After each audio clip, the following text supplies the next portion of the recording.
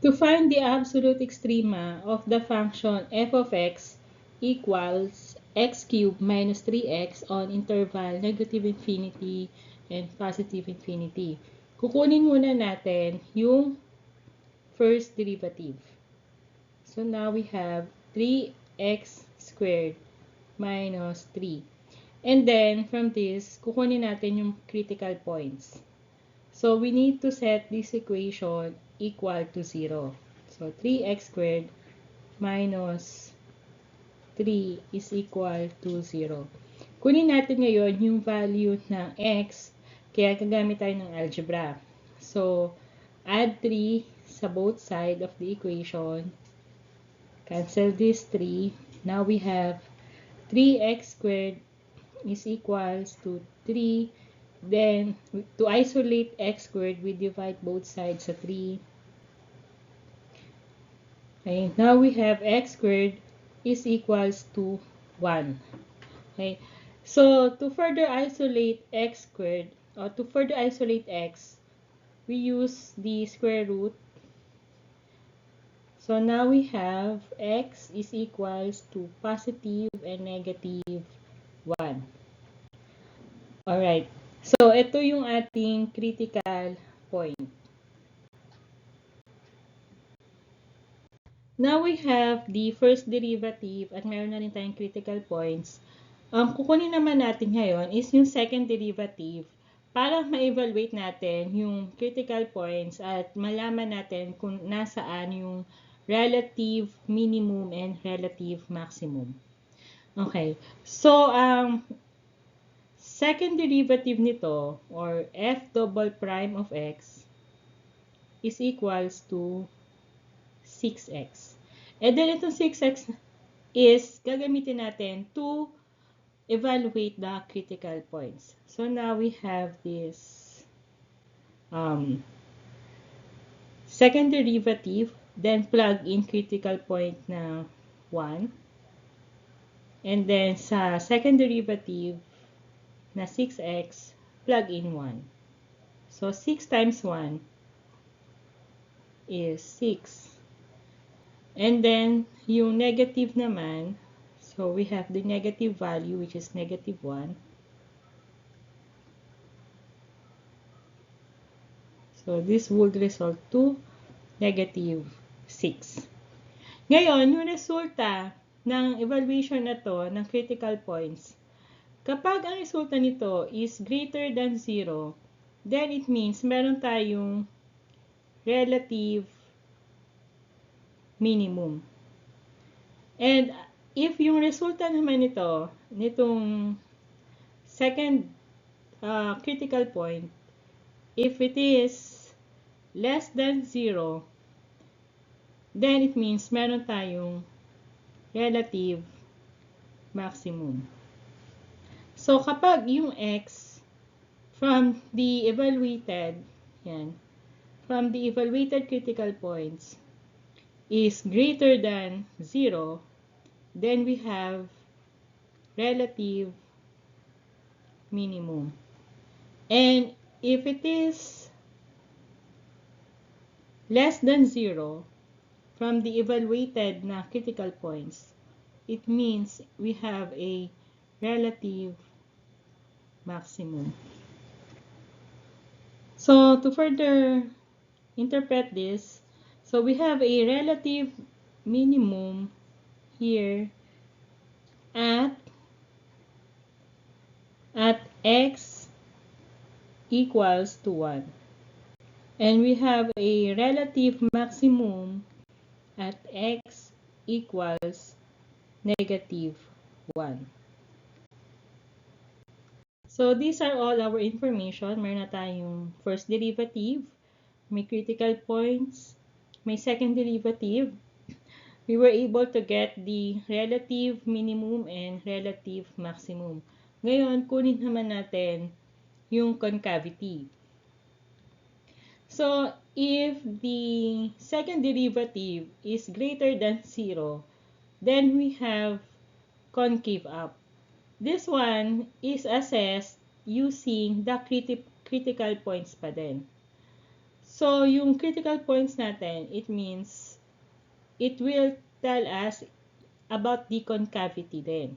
So, if it is more than 0 or greater than 0, so we have this, yung critical points na 1, it is concave up.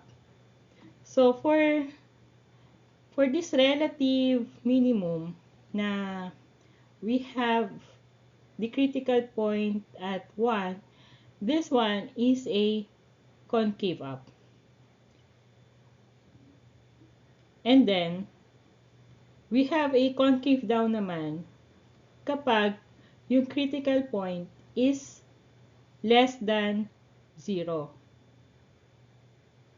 So, dito sa ating critical points, yung negative 1 is less than 0. So, we have here a concave down. Yan. So, ganyan ka-useful yung critical points. Ngayon, dahil mayroon na tayong information na dito sa relative minimum concave up, kasi this one is greater than 0, at dito naman sa relative maximum, we have concave down. So, we plot or we graph na yung ating original equation. So, dito sa original equation, we plug in the value of x and y. So, as you can see here, when we plug in 0, this 0, it would result then sa y value na 0. So, at this point, this is our point of inflection. So, dyan sila magmi-meet later. And then, if we plug in, both of these are critical points. If we plug in 1 dito sa equation, that would result to negative 2. So, our value is negative 2. And if we plug in negative 1, it will result to positive 2. So, to visualize this, we have this graph. Yan. So, gawa na siya, kaya inspect na lang natin.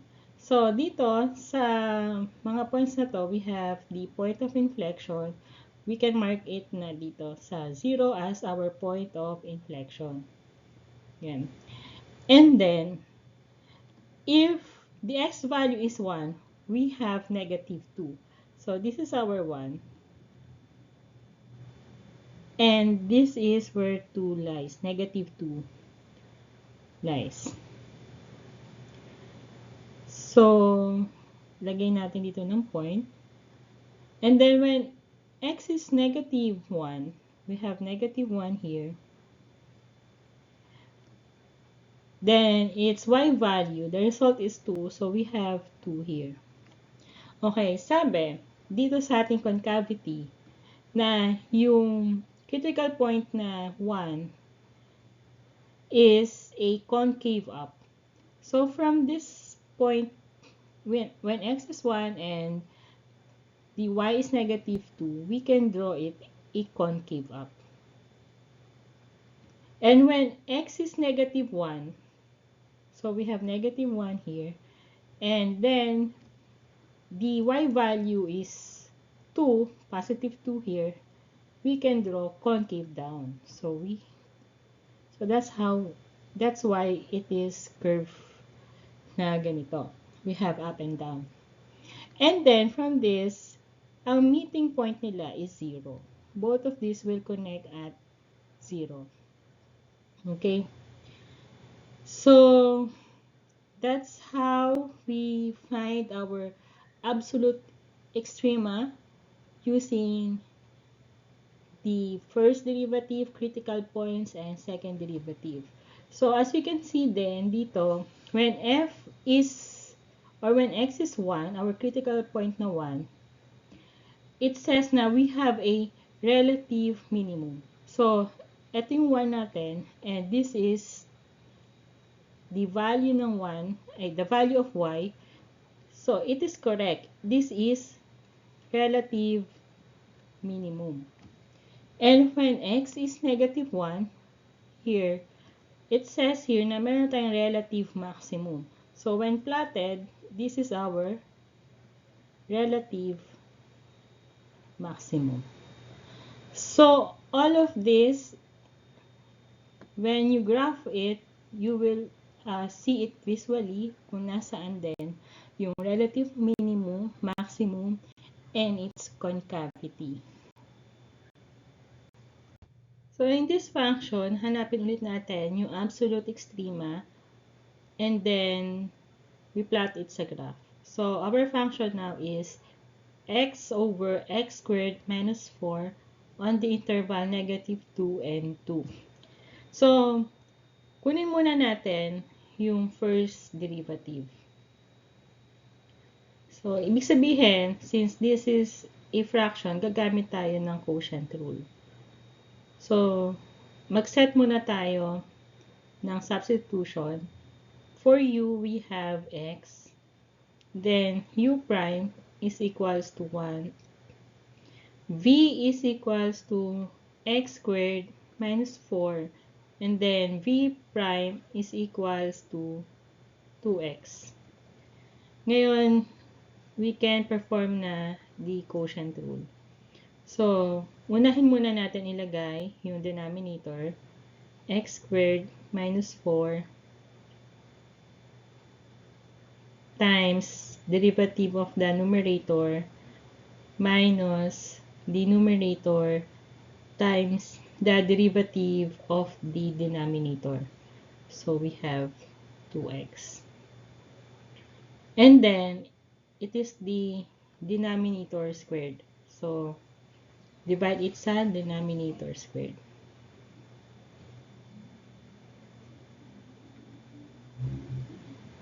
We can simplify this. So, we have now x squared. So, distribute natin itong 1. X squared minus 4 minus 2x squared. Okay. And then, divide this sa denominator x squared minus 4 squared. We can still simplify this. So, we have x squared here and negative 2x squared. So, we can perform its operation. So, ang matitira na lang dyan is negative x squared minus 4. Yan, para sa numerator. We have negative x squared minus 4 over x squared minus 4 squared. Yan, raised to 2. So, this is our first derivative. Ngayon, kukunin natin yung critical points. So, to get the critical points, we need to set this fraction equal to 0. So, negative x squared minus 4. Kasi, para makakuha tayo ng resulta na 0, sa numerator tayo gagalaw. Kasi, if ginamit natin, or gagamitin natin yung denominator and we will equate this to 0, then the fraction is undefined. So, sa numerator tayo. So, we equate this to 0. Then, we'll perform the algebra. So, negative x squared is equals to 4. Then, we need to distribute the negative. So, it's actually negative 1. So, in the end, we have x squared is equals to negative 4. Ngayon, we cannot really pursue this further kasi walang squared na numbers na magresulta sa negative. So, negative 2 squared is 4 and it will always be positive. So, walang number na if we squared it will result sa negative. So, at this point, we have no solution for critical points. no solution. Alright. So, ngayon, after nito, kukunin na natin yung second derivative. Before we proceed pala sa second derivative, we can also get the asymptotes. Yung vertical asymptotes and horizontal asymptotes. So, sa vertical asymptotes, we need to equate the denominator equals to 0. So, we have x squared minus 4 equals to 0. So, we will use algebra. Now, we have x squared is equals to 4. Then, to isolate x, we can use square root. Now, we have x is equals to positive or negative 2. So, this will be our vertical asymptote, positive or negative 2. Positive and negative 2. Now, to get the horizontal asymptote, we need to find the degree ng numerator and denominator. So, we have x sa numerator and x squared sa denominator. So, ibig sabihin, bottom heavy ito, which means na kapag mas malaki yung degree ng denominator sa numerator, the horizontal asymptote is equals to 0. So, we have 0 as horizontal asymptote. Now we have this data. We have the first derivative and the asymptotes. Now we can proceed na sa second derivative. So, etong first derivative, dito natin kukunin yung second derivative. So, quotient rule ulit. So, we need to use substitution. So, u is equals to negative x squared minus 4. Then, our u prime is equals to negative 2x. And then, sa v, we have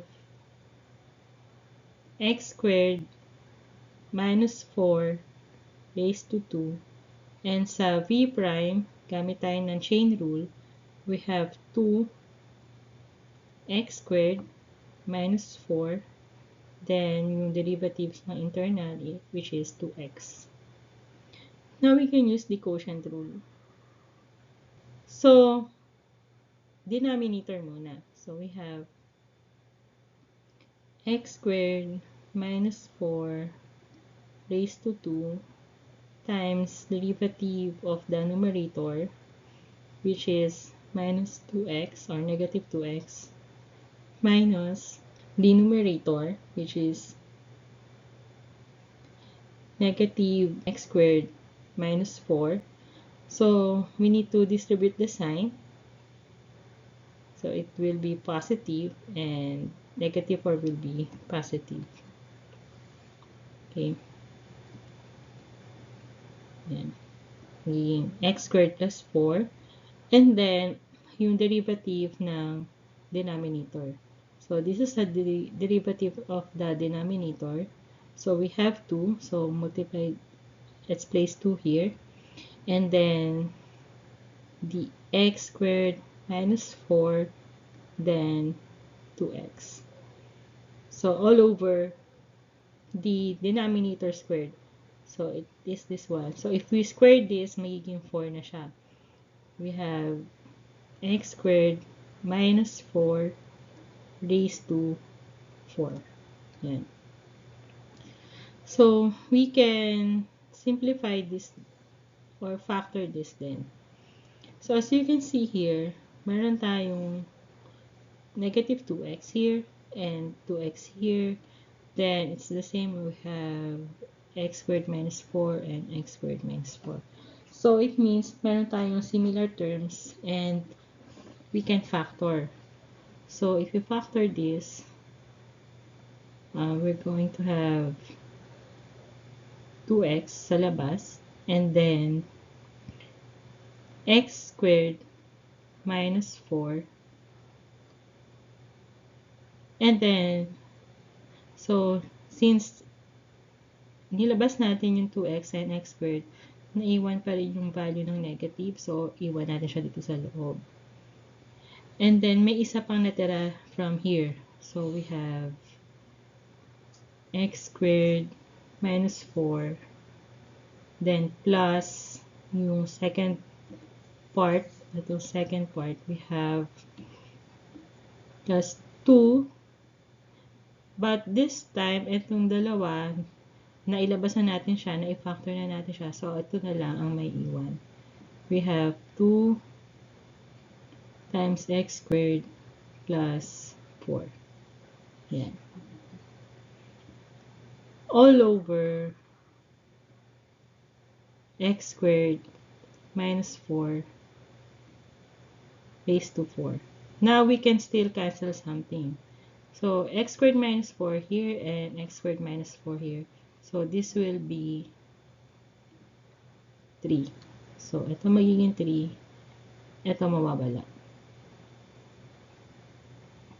So, in the end, we only have 2x times negative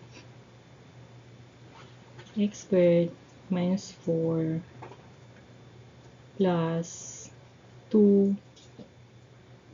x squared plus 4 all over x squared minus 4 raised to 3. So, ito na ang ating second derivative. So, yeah. F double prime of x is equals to this. So, dahil wala tayong critical points, ibig sabihin, wala tayong relative minimum at relative maximum. Pero, we can still get the concavity using the second derivative. So, to remind you, so ito yung concavity natin. If the second derivative is greater than 0, it is concave up. And if it is less than 0, then it is concave down. Pero wala tayong critical points. So, it means we need to plug in a value ng x sa kanyang right side at sa kanyang left side. So, I have here a table. So, in here, I have plotted it na. If I plug in the value of x sa numerator, then this equation will result to 0. That means our y is 0. So, this will be our point of inflection. And we can test it. Okay? You will test it later. And then, if I plug in the value of x na 1, so I can test yung sign nito. So, if I plug it 1 dyan, the result is negative 26 over 27. Ito yan. And the decimal equivalent is negative 0.96. So, unlike dun sa nauna nating problem kung saan meron tayong critical points at we base the critical points to get the concavity, dito, we need to get the total ng equation to get the concavity. So, we have negative 26.27, which means it is less than 0. So, when x is 1, it means na it is concave down. Alright. So, kukunin natin yung resulta ng second derivatives overall para makuha natin yung concavity. Ngayon, if I plug in negative 1, it is a mirror image naman ng 1. It will be positive. So, 26 over 27, which means this is greater than 0. So, eto yan. So, it means 0.96. Then, it is concave up. So, if the second derivative is greater than 0, it is concave up. Ngayon, we have a vertical asymptote kung saan itong buong equation na to will be undefined sa value ng negative at positive 2. So, this is an asymptote. Kumbaga, hihinto na tayo sa asymptote na 2. Negative 2 at 2. Ganyan. Then, we can get the other side ng 2, which is 3 and negative 3. If we plug in 3 here, okay, ang magiging resulta nito is 126 over 125, which is a positive value, and it is more than 0. So, by this time, concave up na to. Kapag naman negative 3, which is a mirror image, it is negative 1, and since it is less than 0, it means concave down. So, now we can plot this into a graph. Now we have this graph. So, we're going to check then yung computation natin. So, here, as said earlier, so kapag yung second derivative, this one, is greater than 0, it means concave up. So, kapag less than siya, it means concave down. So, when x is equals to 1, it is negative 26 over 27 or negative 0.96, then it is concave down. Okay, so, yan. So, when x is negative 1 and it resulted to positive number and greater than 0, then it is concave up. When x is 3, it resulted to more than 0, then it is concave up, and negative 3 is concave down. Ngayon, kunin muna natin yung vertical asymptote. So, here, ang vertical asymptote natin is positive and negative 2. So, let's mark it muna. So, ito yung vertical asymptote. Okay. And then, negative 2. Yan. So, they're getting closer lang naman sa vertical asymptote. Then, we also have our horizontal asymptote, which is nasa 0 ng x. Okay. Then, we can plot na.